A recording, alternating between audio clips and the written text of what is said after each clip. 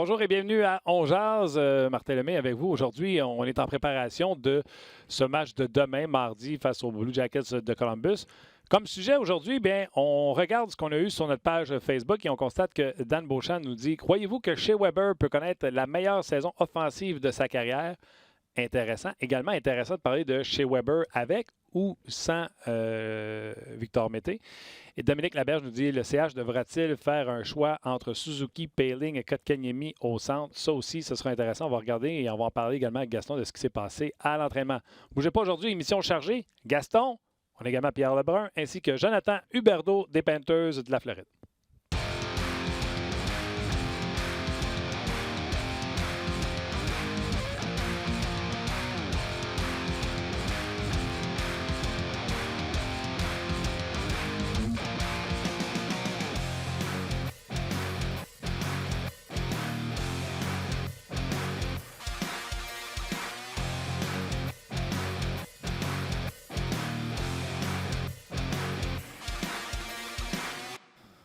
Bonjour et bienvenue à On Jase. Luc Dansereau, salutations. Salut Martin, beau chandail. Équipe des Gris. Équipe des Gris et jour du souvenir. Oui. On voit qu'on a le même format de chandail, mais visiblement... Non, ça paraît pas trop. Pas gros, c'est plus gros. Tu as perdu du poids en fin de semaine. Merci beaucoup. Salutations à Tim à la mise en onde, également à Rocky. Rock qui est là aux médias sociaux. Gros show aujourd'hui, on va parler avec Gaston qui était à l'entraînement ce matin. Je crois qu'il était à l'entraînement ce matin. Pierre Lebrun également qui va venir nous jaser de ce qui se passe dans la Ligue nationale de hockey. D'ailleurs, vous avez des questions pour nos invités. Pierre ou Gaston, ne vous gênez pas. Et bidou, Jonathan Huberdeau sera avec nous également des Panthers de la Floride. Les Panthers qui ont gagné hier en tir de barrage. Pourtant de signer. Les Panthers seront de la course pour les séries, sinon ils seront en séries éliminatoires. Oui, C'était une prédiction. Exactement. Ouais. OK. Gaston Terrien, salut. Salut Tim, salut Rock, salut Luc et salut Martin. Comment ça va? Ah, très, très bien. Est-ce que je me trompe? Tu étais à l'entraînement ce matin? Oui, on allait faire un petit tour, pas longtemps, un petit tour, le temps de voir les trios, que rien n'avait vraiment changé. Une petite déception, mais ça fait partie je pense, de la nouvelle mentalité que Claude Julien a mis en place dès le début du camp d'entraînement. C'est quoi? Bien, si tu ne mérites pas de jouer, tu n'auras pas juste une petite tape sur les doigts. À un moment donné, je vais t'en donner une, puis tu es comme un enfant. Si tu répètes ou que tu ne comprends pas, je vais être obligé de prendre les grands moyens. Quand tu regardes les trios de ce matin, en principe, si le match est ce soir, que Kotkaniemi ne jouerait pas. OK. Donc, Claude n'est pas content. Là, il ne faut pas essayer de nous faire croire que là, il est encore blessé. Ça se peut qu'il soit blessé. On devrait l'annoncer. On devrait dire que Kotkaniemi a une blessure à l'aine qui tarde à guérir ou qui ne guérit pas, puis ça inquiète un peu l'équipe. C'est pas ce que j'entends, c'est pas ce que je vois. Donc, à partir de ce moment-là, je me dis, il faut faire attention. OK. Mais encore, continue. C'est rare que tu arrêtes. C'est rare que tu prends des respects comme ça.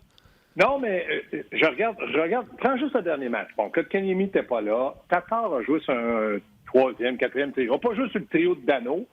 Et puis, Drouin a joué, l'a remplacé. C'était un match coup-ci, coup-ça. Mais des fois, quand tu gagnes, tu ne prends pas de décision. C'est ça que j'essaie d'expliquer. C'est que Claude Julien, malgré le fait qu'il a récolté des points, et des gros points au classement pour le Canadien, qui va certainement, comme tu as dit, si en plus la Floride fait partie des séries, ça va compliquer un petit peu le sort du Canadien. Donc, doit se battre match après match pour faire des points. Claude Julien n'a pas eu peur de changer ses trios, n'a pas eu peur de dire à Tatar, bon, ben là, tes punitions, ça commence à m'agacer. Je suis persuadé qu'il lui avait parlé avant. Je peux pas croire qu'il a pris une décision sans avoir parlé à Tatar ou les assistants. Les joueurs, certainement, ont dit, écoute, Thomas, on t'aime beaucoup, tu joues bien, tu fais partie de l'équipe, mais fais attention. Donc, à partir du moment où le gars ou le joueur continue à être dans le cas de Tatar, c'est un petit peu indiscipliné. Claude n'a pas eu peur de le séparer avec un trio qui ça faisait un an qu'il est ensemble, une saison complète, puis cette année, le début de la saison, camp d'entraînement. Donc, c'est là que je dis que Claude, depuis le début du camp d'entraînement, il a dit, écoutez, on a une équipe qui va avoir des jeunes dans la formation. On a une équipe qui devrait se bagarrer pour les séries. On veut éviter les blessures. Jusqu'à maintenant, le Canadien est assez choyé. On a vu ce qui s'est passé à Toronto hier. Donc, quand tu perds un rouage important, Ça hypothèque un peu tes trios, mais surtout le fait que tu peux gagner des matchs ou perdre des matchs. Et je regarde la parité autant du côté de l'Est que de l'Ouest. Il y a énormément de parité. Tu ne peux pas te permettre de perdre 2-3 matchs parce que tu vas glisser longtemps. C'est ça que je veux expliquer. OK, c'est bon. Je reviens pareil à Kotkaniemi. Toi, tu crois qu'il n'est plus blessé puis quand même, on le laisse de côté?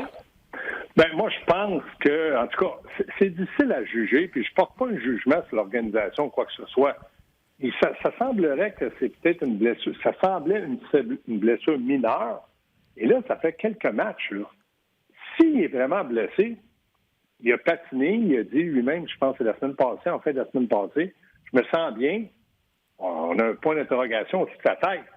Si le Canadien envoyait un communiqué comme de quoi le docteur l'a vu, puis il est vraiment pas prêt, personne ne poserait de questions, ou personne n'aurait posé des questions. Mais là, on est en droit de se demander. Moi, je pensais qu'il jouerait samedi. Puis c'est pas comme Spelling avait été extraordinaire samedi non plus, là? Non, mais c'est dans le cas de Peeling, je pense que le Canadien, je trouve que, en tout cas, je sais pas si je comprends mal la situation de hockey ou je vieillis trop vite, mais ils l'ont rappelé de Laval, ils lui ont donné 3 matchs. Il y a eu des matchs, il y a eu des 3 matchs, il n'a pas joué beaucoup, disons, à l'entour de 10 minutes. Mettons une moyenne de 10 minutes. Dans des matchs très importants, le Canadien n'a pas gagné 6-1 ou n'a pas perdu 5-0. C'était des matchs très serrés. Et on a vu Peeling. Peeling, tout le monde disait, c'est un gars étiqueté Ligue nationale, ça s'est vu au camp d'entraînement. Il y a le physique, il y a l'allure, c'est vrai. Et en plus de ça, il y a une confiance qui, des fois, frise un petit peu l'arrogance. Des fois. Dans ce qu'il parle, là, j'écoutais, on était avec Benoît Brunet, puis même Benoît, lui, il dit que moi, comme ancien, j'aime pas trop ça. Là, il se prend pour qui? C'est bon d'avoir confiance quand tu es jeune. Trop, c'est comme pas assez. Donc, dans le cas de Peeling, il n'a pas fait le détail qui, moi, m'a démontré, c'est vrai que ce gars-là, regardez ce qu'il a fait. Juste ce petit détail-là, il l'a fait, Ligue nationale. Non, c'est pas vrai. Il y a eu un match de 3 buts. Il y a eu un très bon camp d'entraînement.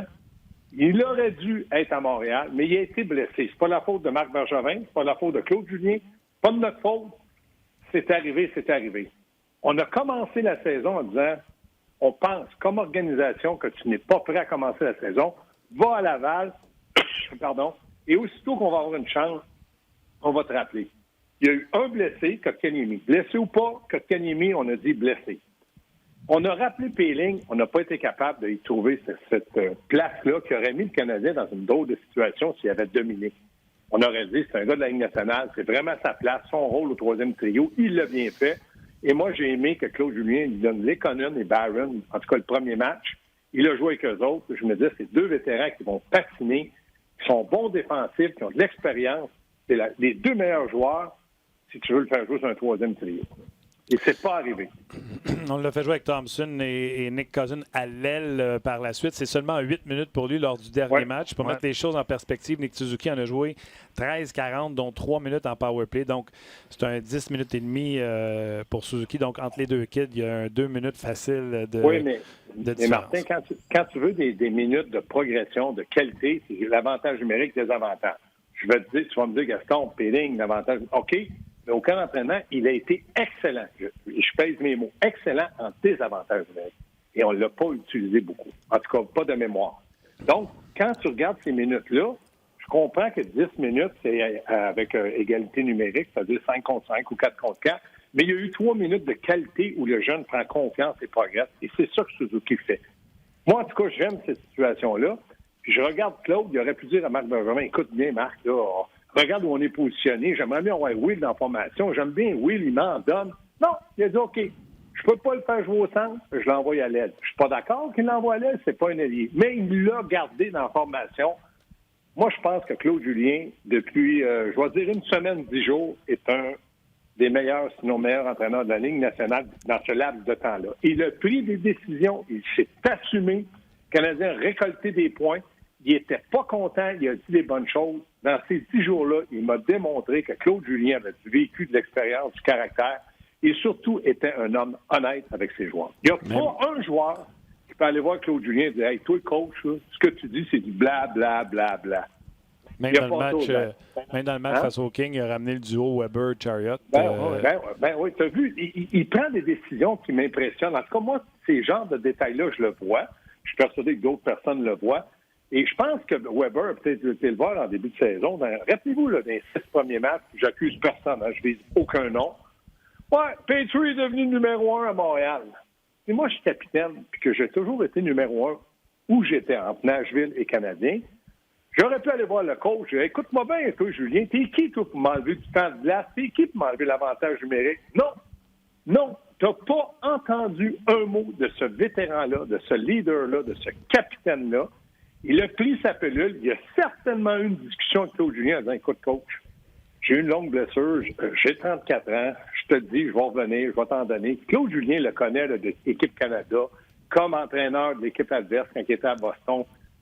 Il a peut-être dit, Shea, moi j'ai confiance en toi, continue, laisse-moi aller là-dedans, laisse-moi te coacher, tu ne regretteras pas. Je regarde aujourd'hui, Weber a relancé l'avantage numérique avec 2 lancers frappés, pas foudroyants, mais sur le but. Moi, ça me fait rire quand j'entends certaines personnes crier « Il va transpercer le gardien ». J'ai jamais vu ça de ma vie et je suis certain que je le verrai jamais. Mais sa ligne de lancer était meilleure. L'angle de lancer était meilleur que ce qu'il avait raté tous les avantages numériques. Et on l'a trouvé quand on l'a isolé puis il a pris des bons lancers. Donc, Weber joue peut-être encore 3-4 minutes de temps de glace de moins que Petrie. Mais est-ce que c'est la façon à Claude de dire « Je le repose un peu ». Il est très efficace. Puis pour moi, si je le mets sur la glace contre McDavid ou Crosby, je suis pas inquiet. Sans rien enlever à Petrie. Petrie peut jouer numéro 1 de temps en temps, une présence, un match. Mais pour moi, chez Weber reste le défenseur numéro 1 du Canada. Avant de revenir sur Weber, parce qu'il y a plusieurs réactions par rapport à Weber, puis on va y revenir. Je veux juste prendre une couple de commentaires par rapport à Kotkaniemi, Suzuki, Poehling, les sujets dont vous avez parlé.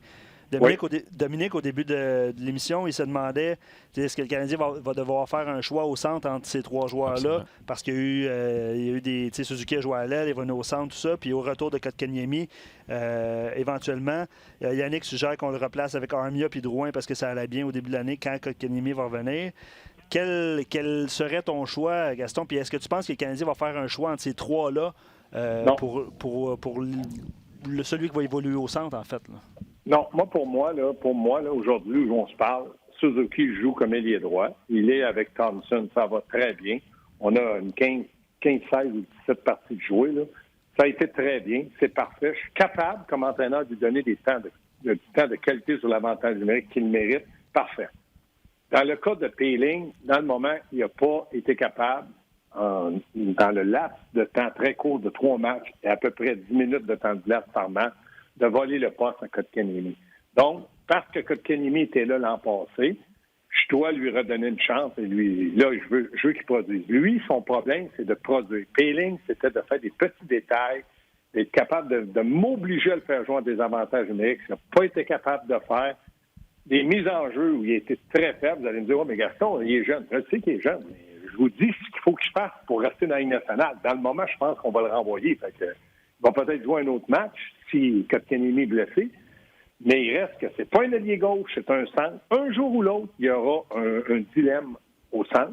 Domi, Dano, Kotkaniemi, Poehling, Thompson. Puis je sais que Claude aime beaucoup Thompson. Et Thompson mérite de rester dans la formation. C'est même pas un débat aujourd'hui. Ouais, donc, beaucoup de commentaires d'ailleurs sur Thompson donc, je me dis, il va falloir qu'on pense transaction. Et ça, à mes oreilles, c'est de la musique parce que c'est quelque chose qui m'intéresse parce que s'ils sont tous bons, si on en échange un, ça veut dire qu'on va avoir quelque chose de bon pour lui, pour ce joueur-là, et c'est fantastique. Ouais, t'aimes ça, les transactions, toi. Mais là, Suzuki, là, on sait que ça marche avec Thompson. Là, au dernier match, il jouait au centre d'un trio avec Lekonen et Tatar. Encore ce matin, ils étaient ensemble. Vous revenez à ce qui était utilisé, dans le fond. Gaston, il dit qu'il sait que ça marche. Il peut revenir à ça s'il veut. OK, là, il reste à voir si Kotkaniemi sera... je pense pas que Kotkaniemi est 100% puis que Claude Julien se prive de Kotkaniemi. Ou si c'est le cas, il gagne du temps. Mm-hmm. Oui, il achète du temps pour Poehling. Je te dis tout de suite, c'est pas une mauvaise chose parce que Kotkaniemi est jeune. Là. Sauf que c'est une décision d'organisation. C'est pas juste Claude Julien qui dit à Marc que Kotkaniemi ne joue pas. Non. Ils discutent ensemble. Je pense qu'ils sont assez proches, discutent ensemble. Et là, on veut donner un peu de temps à Poehling. On veut regarder ce que Poehling est. Comme ailier gauche, je m'excuse, mais moi, je pense qu'il n'a pas la vitesse pour aller à gauche. c'est pas un ailier gauche. On cherche des centres, arrêtez de les mettre à gauche pas à droite, je vais venir fou. Il y en a juste un qui peut aller à droite, c'est Suzuki, parce qu'il y a les éléments. Dans son ADN, comme droitier, il est capable de jouer à l'aile. C'est un jeune qui se place bien. Au centre, je ne suis pas persuadé, mais ça, le temps va nous le dire. Dans le moment où il est à droite, c'est parfait. Mais revenons à Péling, Kotkaniemi. Moi, je pense que Kotkaniemi mériterait de dire, bon, ben là, regarde, tu as eu 3 matchs, 4 matchs, peut-être que s'il n'est pas à 100%, OK, on spécule. Mais moi, ce que j'ai vu à l'entraînement, il semblait d'un gars qui était rétabli, puis il l'a dit. Puis ça, je suis persuadé que le Canadien n'aime pas ça. Là. Vous l'avez entendu dire, moi, je me sens bien, je suis prêt à jouer. Ah, ça, c'est jeudi passé. C'est tôt, oui. C'est tôt. C'est pas en fin de la semaine. Il me semble que c'est mercredi. Mercredi, oui. Oui, c'est ça. Pour jouer en fin de semaine. Peut-être qu'ils ont dit jeudi, tu ne joues pas. Tu vas jouer samedi. Il dit, je suis prêt. Ouais. Il y a un problème. S'il s'appelle Sidney Crosby, est-ce que vous pensez qu'à Pittsburgh, on dit, non, wow, toi là, t'es prêt. Tu vas attendre. T'es pas pressé. Ouais. On a Marcel Corriveau qui est au centre, puis il est pas prêt. Comprenez-vous ce que je veux dire? Ben il était indispensable avant sa blessure, il ne l'était pas. C'est là qu'il aurait pu perdre sa place. Mais aujourd'hui, je vous dis, moi, dans mon livre, Péling n'a pas pris la place de Kotkaniemi. Oui, puis une chose est sûre, puis les auditeurs le mentionnent aussi sur nos pages de Jeannot sur RDS.ca, puis Tommy, c'est pas Thompson qui va sortir là, parce qu'il joue bien. Un, il a une moustache de feu. Ouais, il est téléporté à l'antichambre en plus. Puis s'il y en a qui voulaient mettre Thompson à l'occasion dans les gradins, mais là, ce ne sera pas le cas là, dans les prochains matchs parce qu'il joue super bien. Parce que quand tu es un entraîneur et que tu as une jeune équipe, tu veux de bons vétérans. Moi, je ne le connais pas. Là. Je ne sais pas de vous dire que je suis avec lui tous les jours. De ce que je vois de lui, pour moi, il fait des choses qui me démontrent qu'il est un excellent vétéran, que tout le monde semble bien l'accepter. En plus, il accepte son rôle. Il y a des matchs qu'il joue 13-14 minutes, d'autres matchs, il va jouer 9 minutes. Il joue à des avantages numériques. Claude Julien, pour moi, là, c'est même pas... Thompson n'est même pas dans sa tête de dire, bon, j'enlève-tu Thompson? Non, c'est même pas dans sa tête. Aujourd'hui, là, on se parle, c'est même pas dans sa tête. Donc, le problème n'est pas Thompson. Le problème est, est-ce que je positionne Péling un peu à gauche? Moi, j'aime pas ça. Il y en a qui vont me dire, ouais, mais Gaston est dans la Ligue nationale. Je comprends, mais moi, c'est un centre que je veux. Je veux pas un ailier gauche, un centre qui devient ailier gauche. Parce que moi, dans ma tête, ça résonne tout le temps. Galchenyuk. Ils l'ont mêlé. Oui, c'est clair. OK. En terminant, Weber, quelqu'un nous demandait en début d'émission, est-ce qu'il connaît son meilleur hockey? Est-ce qu'il connaîtra peut-être sa meilleure saison offensive? Et, parenthèse, on en a parlé, tu sais, Weber prend soin de Mété, mais une fois que Weber s'occupe de ses affaires puis que Chariot s'occupe de ses affaires, ça va bien pour les deux. Puis Mété, une fois qu'il ne joue plus contre le premier trio de l'autre côté, c'est plus le même Mété. Donc, arrange-toi avec ça. Bien des questions dans le même... Le seul bémol, Martin, puis c'est que là, on joue beaucoup de matchs à Montréal. Donc, pour Claude, c'est facile de positionner Mété, Chariot avec qui il veut. Weber, pour Claude, c'est pas un problème. N'importe où, c'est pas un problème. P3, c'est pas un problème. Il y a 2 défenseurs, Claude, là, il se lève le matin et il dit, bon, le 6 et le 26 sont à santé. Bon, je gagne. C'est ça qu'il se dit. Moi, là, quand j'étais en Europe, là, on avait 5 Canadiens, là, des Franco des étrangers. Je disais au chauffeur d'autobus, les Canadiens sont arrivés? Oui, bon, on s'en va. Il manque 3 Français, c'est pas grave.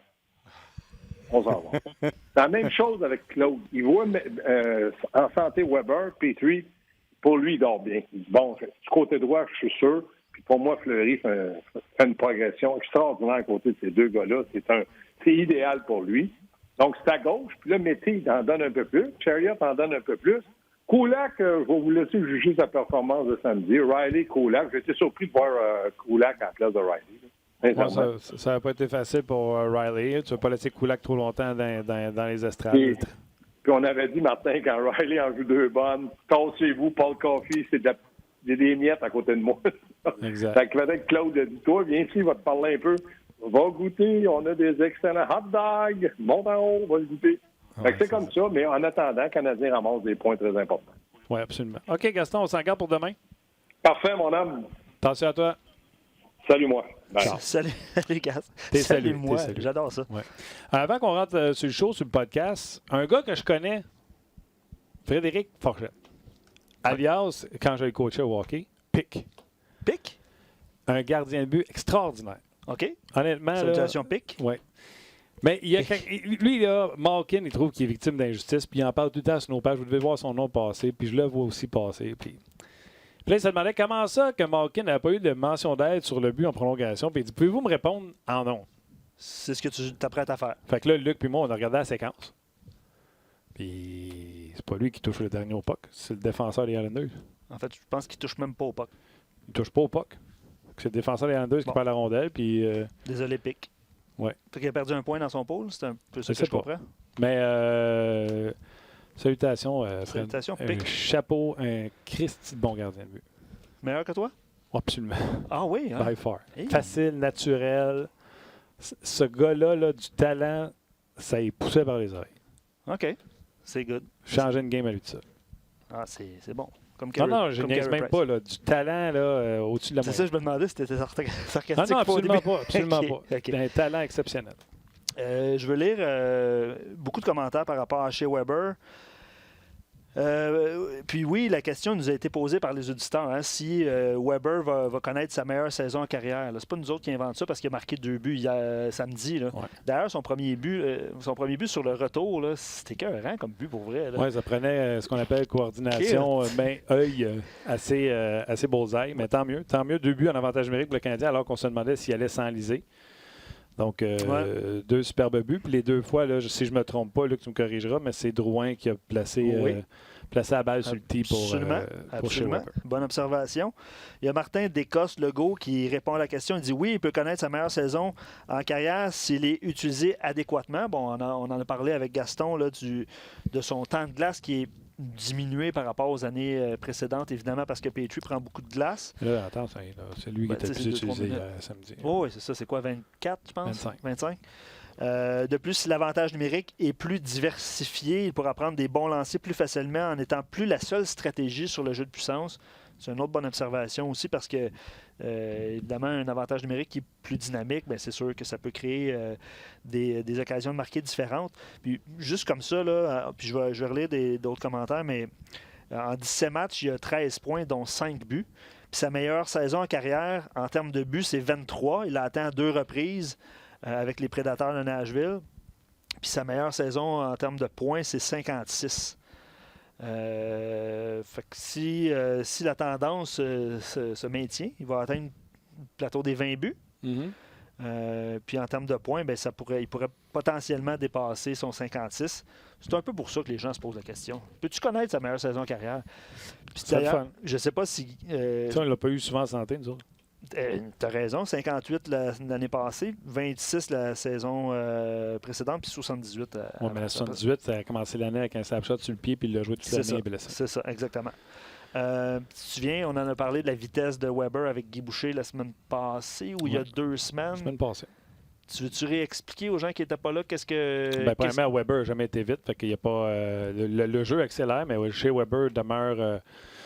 à peu près à la même vitesse. Quand il se fera battre à 1 contre 1 par Mitch Marner, on se dira qu'il est lent.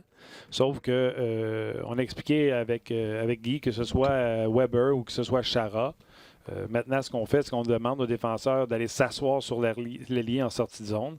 Et souvent, c'est pour ça que vous voyez Weber qui il revient, parce que la rondelle a quand même sorti, mais c'est l'attaquant qui doit venir prendre la place de Shea Weber. C'est pas parce que Shea Weber se fait battre à 3 fois et qu'il est rendu une tortue, là. C'est ce qu'on demande aux joueurs. Donc, avant de critiquer quoi que ce soit, il faut être au courant de ce qui est demandé aux joueurs. C'est comme ça qu'on l'a expliqué à peu près, grosso modo, au courant de l'émission la semaine passée. Jonathan Huberdeau s'en vient. Oui, Jonathan Huberdeau et Pierre Lebrun également s'en vient. Question de Charles, on parle à la défensive, puis on va reposer une autre question d'un auditeur après, parce que l'apport offensif des défenseurs, je pense que 7 des 10 derniers buts ont été marqués par des défenseurs. Encore beaucoup de lancers en plus samedi. Exact. L'apport des lancers, 7 Weber, 2 Chariot, 2 Kulak, 3 Fleury. Donc juste les défenseurs, on est rendu à 14 lancés. Quand même. C'est impressionnant pour vrai. Oui, dans le match de samedi. Une tendance que j'adore par rapport à l'implication des défenseurs. Surtout si tu n'as pas le scoreur, moi ce que je veux, c'est que les défenseurs se déplacent sur la ligne bleue, trouvent les lignes de tir, poignet au filet pour un retour de lancer. Donc on vise un 3 pouces au-dessus de la glace pour avoir un lancer, ses jambières puis des retours. On ne veut pas que ça soit à ras la glace parce qu'avec le bâton, on va le faire dévier dans les coins de patinoire. On veut que ça soit un 3-4 pouces. On veut que ça frappe la jambière. Puis on veut des retours de lancer. On veut du Brent Burns. Amener la rondelle au filet. C'est ça qu'on veut. Luc, il dit on se calme. Weber a quand même eu un début de saison difficile selon lui. Pas en termes de production offensive, là, mais c'est vrai que son début de saison était peut-être pas à ce dont on s'attendait. Tu sais pas à quoi tu t'attendais? Je m'attendais exactement à ça de Weber, personnellement. Ce qui se passe présentement. Ben oui. Okay. Non, mais même son début de saison, je veux dire, à un moment donné, il ne peut pas marquer 2 buts à tous les matchs. Puis sa lenteur, moi, je crois pas. Là. Je pense qu'il peut quand même s'ajuster. Charles, il dit en plus du respect qu'il commande autour de lui, ça y rajoute un pied à son bâton. Oui, petite nouvelle pour les Blue Jackets. Puis c'est vrai, John Tortorella, les Blue Jackets s'entraînaient en même temps que le Canadien à Brossard sur l'autre patinoire. Puis c'est Elvis qui va être là demain contre le Canadien. D'ailleurs, on avait demandé à David Perron la semaine vendredi de qu'est-ce qu'il avait pensé de Elvis. Si vous voulez aller réécouter ça en balado. Absolument. C'est disponible. Puis vous pourrez également réécouter Pierre Lebrun. Salut Pierre, comment ça va? Ça va bien. Qu'est-ce qui se passe? Ah, il s'en passe des affaires à ta minute. Là. Laisse-moi te raconter ma journée de samedi. Ça fait 2 ans que je gosse un gars dans mon pool de hockey pour Mitch Marner. Coûte pas cher, fait des points. Puis là, il me demande tout le temps la lune pour. Fait que ça a coûté un premier choix. Ça a coûté Evan Bouchard. Ça a coûté Logan Brown. Puis là, il m'a dit, rajoute-moi Rosen, défenseur qui est rendu au Colorado.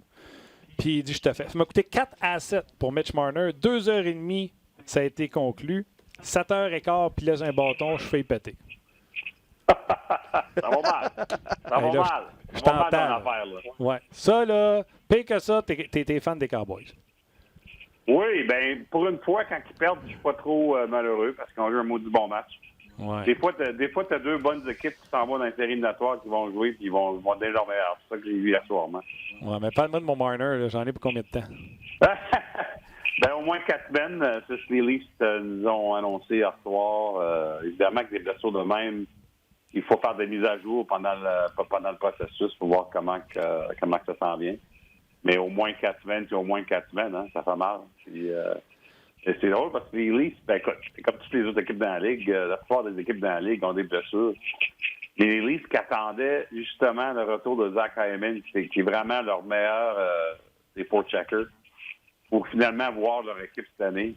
Juste comme son retour s'en vient, ça se mène à quelque temps, ils perdent Marner pour un autre mois. Alors, ça sera pas... ils n'auront pas leur formation à complet pour un bout de temps. Peut-être ça n'arrivera jamais, d'ailleurs.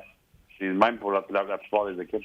Oui, mais ça va peut-être sonner le réveil de Nylander qui connaissait des ratés, puis même, on le voit des fois en situation défensive, c'est pas le crayon plus aiguisé de la boîte. Hein. Non, c'est ça. Puis déjà qu'il s'est fait bencher durant un match par Babcock il y a quelques semaines. Alors, écoute, il est tellement talentueux offensivement, évidemment, mais évidemment, on veut chez lui son jeu complet. Alors, écoute, je pense que sa ligue avec Austin Matthews, ils vont avoir toutes sortes de chances. Je pense qu'on va jouer. Je pense que Babcock va vouloir jouer cette ligne-là, même plus que d'habitude avec l'absence de Marner, parce que l'absence de Marner va faire mal à Tavares offensivement. On verra comment les Leafs s'ajustent. Mais présentement, la grosse nouvelle à Toronto, c'est que Michael Hutchinson, leur deuxième gardien, qui d'ailleurs a perdu 2 fois contre le Canadien cette année déjà, s'est fait mis sur le balotage il y a à peu près une demi-heure.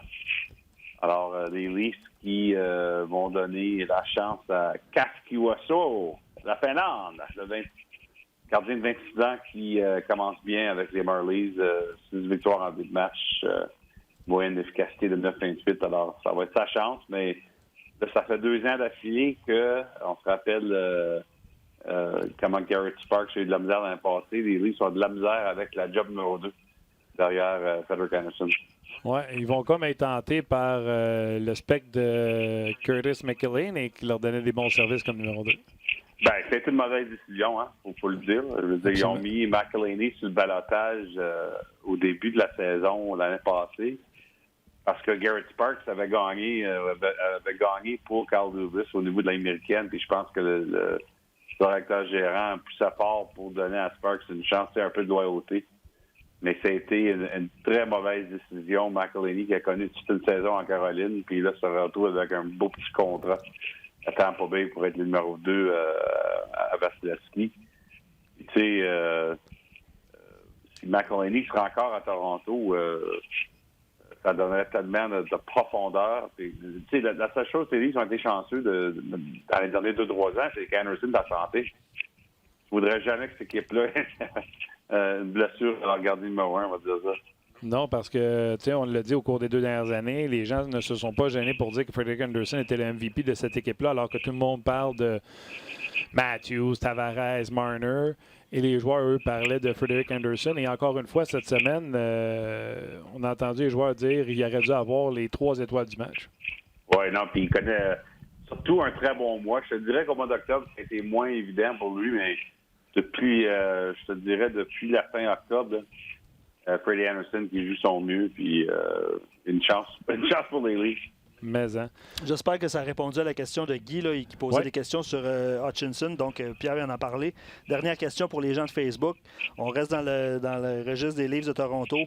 Il y a Mathieu qui se demande, est-ce que Jeremy Bracco pourrait obtenir peut-être une audition à un moment donné en l'absence de Marner? Question de Mathieu. Mm-hmm.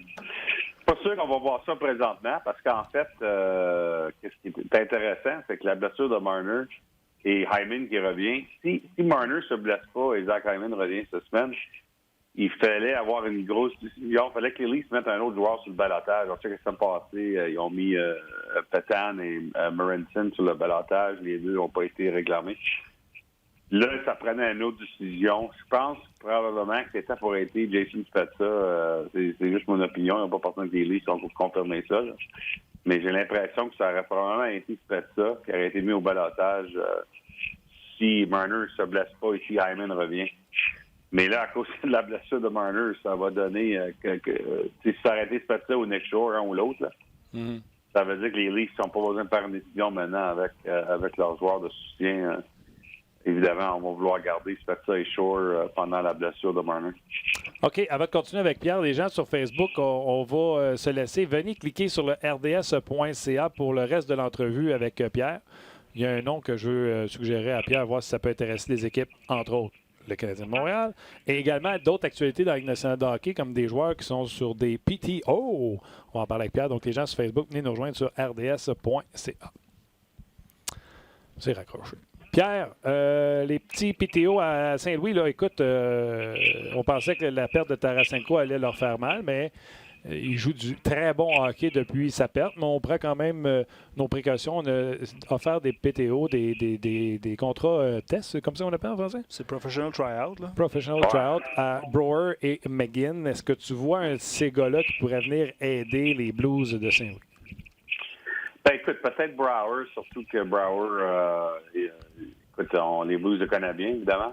Ouais. On se rappelle que c'est lui qui a été échangé pour TJ Oshie dans une grosse échange. Évidemment, une échange, franchement, qui a aidé les Capitals beaucoup plus que les Blues, mais dans le sens de ce que Oshie a fait à Washington depuis ce temps-là. Mais Brouwer, par exemple, pendant qu'il était à Saint-Louis, il a quand même été un très bon vétéran, qui a eu une bonne influence sur les jeunes joueurs. Alors, je pense qu'on l'a toujours aimé, même s'il est parti comme joueur autonome à Calgary il y a quelques années. Fait que je te dirais des deux, moi, je pense que ça va être plus Brouwer qui a une chance. On verra. Ce qui est intéressant, c'est que d'habitude, les tryouts de même, ça se fait durant le camp d'entraînement et pas durant la saison. On sait qu'il y a la blessure à Tarasenko et il y a la blessure à Steen.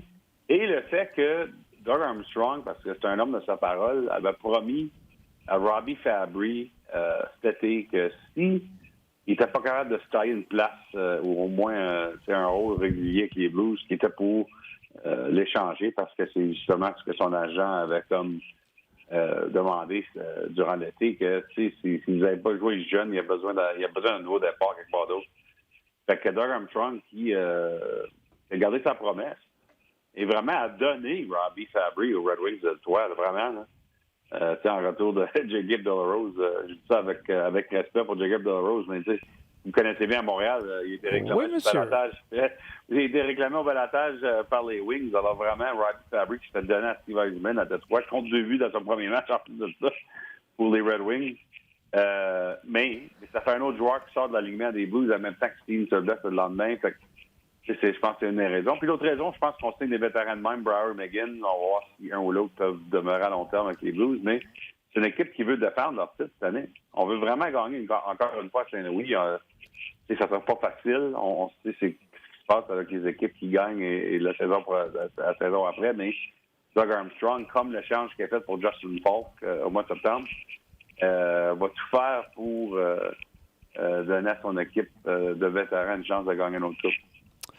Écoute, encore plusieurs sujets. Je ne sais pas si on va être capable de te les attaquer. Tu sais, Perron qui établit un record hier pour un troisième match de suite en prolongation de marquer le but de la victoire.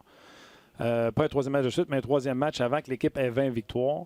Il connaît le meilleur début de saison de sa carrière. Nous autres, on y parle à chaque semaine, là, mais on a beau le vanter, mais il demeure humble. Qu'est-ce que tu vois, qu'est-ce que tu entends de l'extérieur sur un gars qui a su se réinventer, puis alors que plus personne peut-être croyait en lui à un moment donné, être le joueur qu'il est présentement? Oui, c'est qui t'a dit? Excuse, j'ai pas David Perron. David Perron. Ah oui, David Perron, oui. Très belle histoire avec David. Puis, tu sais, pas été facile pour lui. Je me rappelle qu'il était avec Vegas en finale de Coupe Stanley, de se faire laisser de côté, tu t'en rappelles? Ça a été difficile. Puis même l'année passée, durant la finale avec Saint-Louis, ça n'a pas bien commencé comme finale pour lui. Il prenait des punitions, mais a trouvé son rythme. Puis c'est tellement un vétéran respecté dans le vestiaire des Blues. C'est intéressant. Doug Armstrong, il va le chercher toujours quand il est sur le marché, David Perron. Doug Armstrong adore ce joueur-là. Et puis je suis content pour David que les choses vont bien à Saint-Louis. Absolument. David nous avait raconté qu'il s'était croisé quand il était à Vegas puis qu'il avait pas dit « Je regrette de t'avoir laissé pour le repêchage d'expansion », mais il avait laissé savoir que c'était un joueur qu'il affectionnait particulièrement, puis la preuve a été faite, il est allé le rechercher. OK. Un nom comme ça, là, j'ai regardé il fallait se trouver des points d'intérêt pour le match Canadien-Kings. Les Kings, mon Dieu, que c'est affreux. Puis je regardais Kovalchuk patiner, puis je me dis, Colin, il a l'air à patiner encore. Est-ce que un gars qui peut. Tu sais, les Kings sont en reconstruction. Est-ce un gars qui pourrait utiliser pour aider à reconstruire leur équipe? Est-ce qu'une équipe comme le Canadien de Montréal peut s'intéresser à un gars de main? Ça va prendre une équipe qui va pouvoir supporter le 6,225 de contrat. Est-ce qu'il y aura de l'intérêt pour Ilya Kovalchuk dans la Ligue nationale de hockey? Ben écoute, au mois d'octobre, il jouait un peu mieux. Là, dernièrement, c'est un peu difficile. Il est rendu sa quatrième ligne. Paul McCollum commence à être moins intéressé, on dirait, à le jouer. Fait que ça va être un peu plus difficile. C'est le côté financier. Une chose qu'on doit se rappeler sur Kovalchuk, c'est que, je ne sais pas si les gens ils savent ça, mais son dernier bonus sera payé le 15 décembre. C'est un peu intéressant. La plupart des contrats internationaux, les bonus seront payés le 1er juillet. Lui, son bonus se paye le 1er juillet et le 15 décembre. Il y a 2 bonus cette année. Lorsque son bonus se paye le 15 décembre, dans à peu près un mois, tous ces bonus vont être payés pour tout le contrat. Fait que Kovalchuk, après le 15 décembre, c'est un joueur pour 700 000 cette année. Puis en vraie vie, tu sais, comme l'argent. Ouais. Ensuite, l'année prochaine, 4,25 millions. Alors, pour un an et demi, le Kovalchuk pour à peu près 4,5 millions. À partir du 16 décembre. En vrai argent. Bon, c'est sûr que sur le plafond salarial, c'est quand même 6,25 millions. C'est pourquoi que ça va probablement faire peur à la plupart des équipes qui n'ont quasiment pas d'espace sur le plafond salarial. La plupart des équipes qui veulent gagner. C'est sûr que les Canadiens, eux, ont beaucoup d'espace, mais je vois pas Kovalchuk comme un joueur d'intérêt pour le Canadien.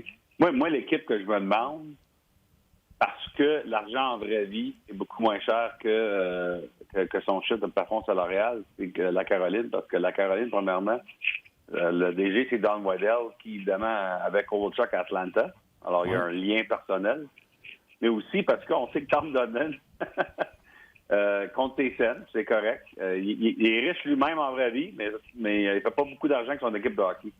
Et puis, un gars de même qui coûte quasiment rien en vraie vie, ça serait peut-être intéressant aux Hurricanes à la fin de la journée, mais même avec ça, je te dirais, présentement, je ne vois pas un gros marché pour lui. OK. OK, regarde, je vais prendre... malheureusement, tu sais, je vais parler des Blackhawks qui, juste en alignant quelques victoires, là, ils se rapprochent de la fiche des 500. Je me demandais pourquoi ils ne performaient pas. Je vais te parler des Jackets qui sont les visiteurs demain. Bon, puis je vais te parler des Capitals avec qui on affronte ce vendredi. Je ne peux pas te poser les 3. Puis en plus, là, Claude Julien vient de confirmer que Kotkaniemi ne jouera pas mardi. Fait que je vais en choisir 2.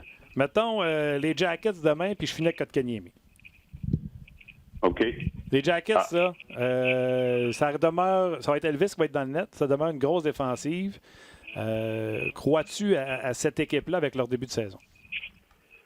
Ben, je peux te dire une chose. J'ai fait un texte avec Jarmo Kekalainen il y a quelques semaines lorsque les Jackets étaient à Toronto. Je pense une chose qu'on aime chez les Blue Jackets cette année, c'est que c'est pas bruyant. Ouais.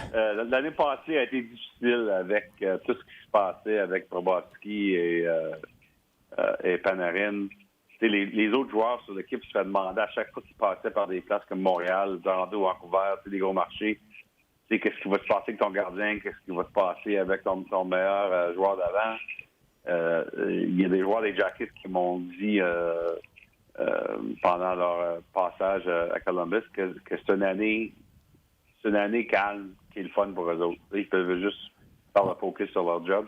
Alors ça c'est positif, mais c'est sûr que sur le côté négatif, on a perdu beaucoup de talent chez les Blue Jackets.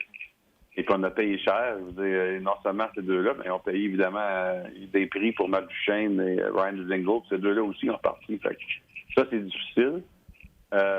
Moi, j'ai quand même... moi, j'aime ce que Jarmo Kekalainen a fait l'année passée.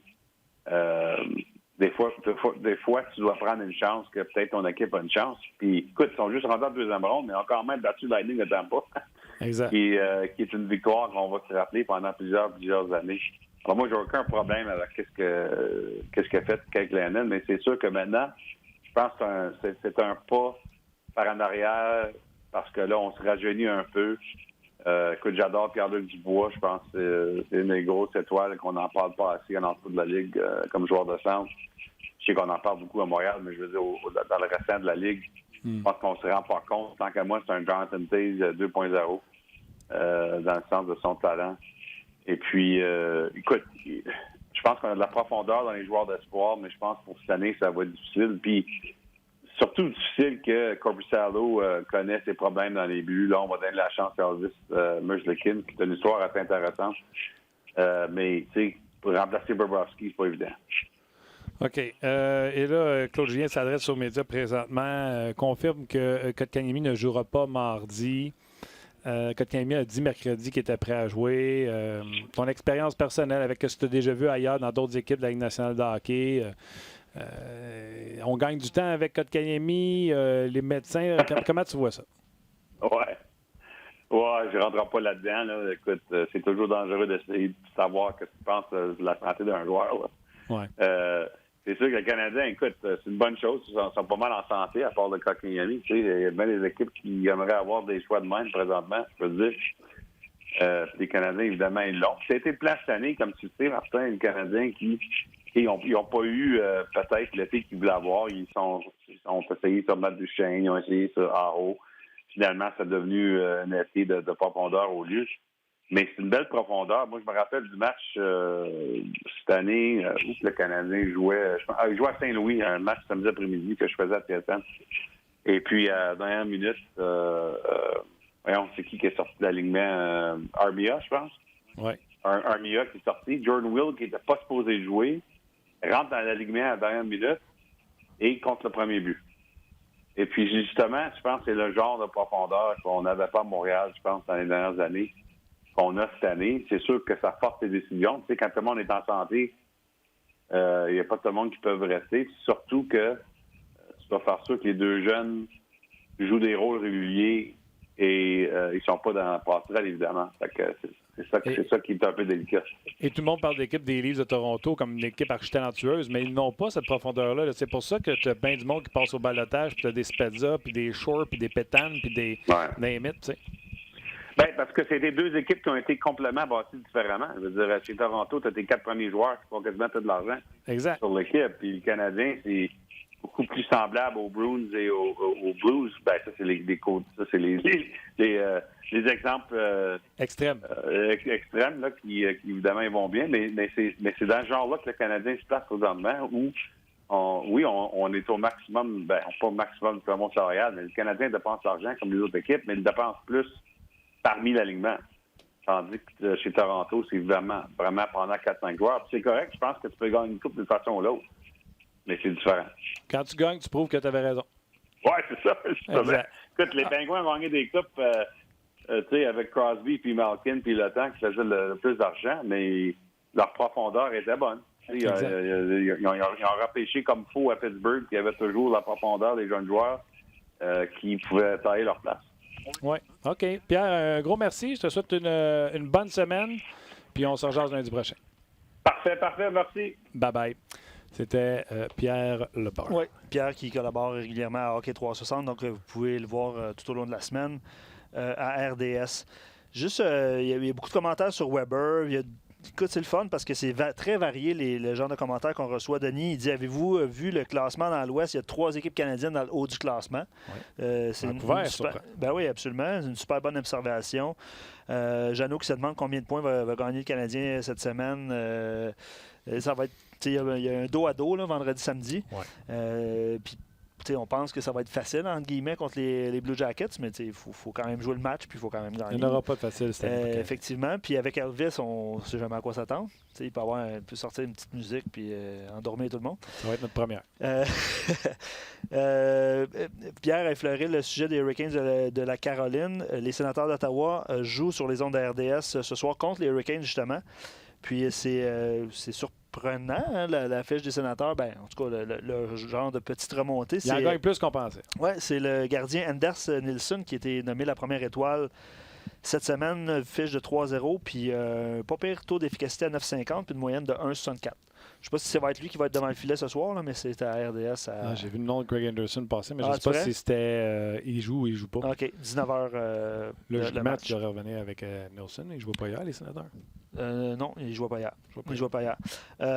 Patrick posait une question sur Puyarvi qui a décidé de rester en Finlande toute l'année. Je pense que les Oilers ont fait une petite croix sur son nom. Je pense que Ken Holland l'avait déjà dit sur nos zones au début de la saison, comme Absolument. quoi il y a un petit X dessus, puis il décidera ce qu'il veut faire, ce joueur-là. Puis Eric parle de Nick Petan, il se souvient, puis on s'en souvient là, au championnat mondial de hockey junior, puis ça fait une couple de fois qu'il est soumis au balotage. C'est un joueur sans bubble, comme on dit tout le temps. Là. Fait que merci beaucoup pour vos nombreux et diversifiés commentaires tout au long de l'émission. Puis évidemment, il a été question de Weber. Un commentaire comme quoi il connaît beaucoup de succès offensivement. J'essaie de le retrouver. Mais que défensivement, ses prises de décision étaient plus difficiles, puis il mettait souvent ses coéquipiers dans l'embarras, on parlait de Mété. C'est le commentaire qu'on a reçu un petit peu plus tôt cette semaine. Puis je suis content parce qu'il n'y a pas été question sur notre page On Jase de Weber-Subban, mais sur Facebook, tantôt, ça se tiraillait un peu. Et c'est drôle parce que là, tout le monde est comme un peu du côté de Weber avec ses récentes performances. On va dire ça comme ça. Ben oui, c'est drôle. C'est drôle. Toi, tu as toujours pensé que c'était Weber? Là? Toujours. Ça va rester ça. Exactement. OK. Go, merci à Tim à la mise en onde. Merci à Rock également aux médias sociaux. Au courant de la semaine, vous allez avoir des bonnes entrevues, des excellentes entrevues. On aura Mike Modano. Claude Lemieux. Yes. J'ai oublié de dire après. En cette date, Bobby Smith pour les North Stars du Minnesota inscrivait 7 points dans une victoire de 15-2 des North Stars sur les Jets de Winnipeg. 15-2. 15-2. Il y a combien de temps? 1981. OK. Je m'en souviens pas. Mais je me souviens de Bobby Smith, mais je me souviens pas de cette date-là. Smith. Je voulais dire ça à Pierre. OK. Fait que, et entre autres, Bobby Smith, Claude Lemieux, parmi les entrevues, vous savez que Guy Carbonneau sera intronisé au Temple de la Renommée. Lundi prochain. Exactement. Et vendredi soir dernier, je me suis entretenu avec Jonathan Huberdeau. Les Panthers qui ont gagné hier. Et on va vous laisser avec cette entrevue que j'ai réalisée. C'est un petit 5 minutes avec Jonathan Huberdeau. Toujours sympathique de se joindre à nous. Il le fait au moins une fois ou deux par année. Donc, Jonathan Huberdeau, avec qui j'ai eu la chance de m'entretenir vendredi dernier. Salut Jonathan, comment ça va? Salut Martin, ça va bien? Ça va bien toi-même? Oui, super. Encore une fois, un autre gros début de saison de ta part? Oui, non, ça va bien. Statistiquement, ça va très bien. Puis ça fait qu'on ramasse des points en tant qu'équipe aussi. Donc c'est bien le fun. Puis on veut être une équipe de série. Donc il faut continuer comme ça. Oui, parce que là, déjà, moi, j'ai fait quelques prédictions dans le passé en disant que c'était l'année des Panthers, puis on était arrivé proche, mais pas encore. Là, cette année, on est allé chercher Bobrovsky, puis je regardais ça de loin, puis j'étais là, voyons, il gagne pas, puis je suis allé voir le classement. J'ai l'impression qu'en début de saison, vous avez perdu beaucoup de matchs, mais en prolongation, en tir de barrage, vous n'avez pas beaucoup de défaites en temps réglementaire. Non, c'est ça. On avait de la misère à aller chercher des games en fusillade ou en prolongation. Certain que ça nous a fait mal un peu pour aller chercher les 2 points, mais au moins, on allait chercher un point. Donc, c'était pas si pire. Maintenant, on a eu quand même un bon stretch là, de victoire. Puis là, c'est juste de continuer. Là, je pense qu'on a perdu encore hier en prolongation, donc un autre point, mais là, on s'en va sur la route, donc ça va être important. On rencontre des équipes qui jouent très bien en ce moment, donc c'est pour être prêt à chaque partie pour aller chercher les 2 points. C'est drôle parce que s'il y avait une équipe, tu me demanderais, mettons, quelle équipe, selon toi, serait spécialiste du 3 contre 3 ou des tirs de barrage? Je te dirais Floride, Barkov, Huberdeau, Bobrovski. Comment t'expliques que autant de talent individuel n'a pas été capable de concrétiser ça en victoire? C'est certain que je pense que c'est la confiance aussi. Je crois qu'on avait pas tant de confiance. On manquait. On était pas capable de compter des buts.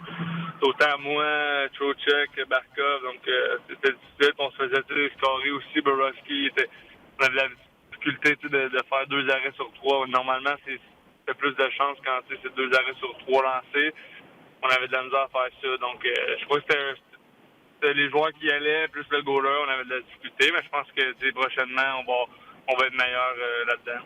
Oui, puis on sait ce que Bobrovski peut donner. On sait qu'il va revenir à des standards au niveau des chiffres qu'on lui connaît. Là. Fait que, vous êtes en confiance à savoir que dans le but, ça va être correct. Oui, non, c'est ça, on a la confiance avec lui. Il travaille tellement fort. Là, je pense que c'est certain que les buts, des fois, on laisse souvent des filets déserts. Là, des fois, des 2 contre 1, que le gars est tout seul l'autre bord. Donc, je pense que c'est pas toujours de sa faute. Puis, je crois que c'est ça. Faut l'aider aussi, mais je crois que c'est certain que les chiffres vont se placer. Puis, on sait qu'il va avoir des meilleures statistiques, certains, plus la saison avance. On jase, il n'y a personne qui nous écoute, juste toi puis moi. Là. Huberdeau, Bobrovski, en pratique, 1 contre 1, qui a plus souvent l'avantage? Je pense que lui a plus souvent l'avantage, pour être honnête.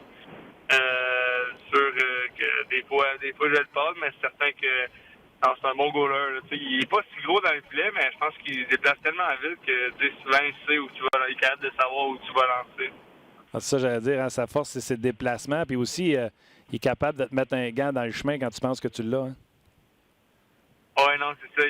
Je pense qu'il se déplace vite, mais il met son bloqueur ou sa mitaine à la bonne place. Donc, ça fait toute la différence. Puis, non, c'est un joueur qui est impressionnant. Il fait des arrêts impressionnants dans les parties. Là. Parle-moi de ton nouveau coach, Joel Kenville. Il y a une feuille de route impressionnante pour toi qui le vois arriver. C'est quoi les différences que tu vois de lui et son expérience et tous les autres entraîneurs que tu as eus? Puis, tu sais, on prend Gérard Gallant, tu en as eu des bons également. Oui, non, c'est certain que les entraîneurs sont tous différents. C'est certain que Joël, on le connaît, c'est un coach qui aime ça gagner,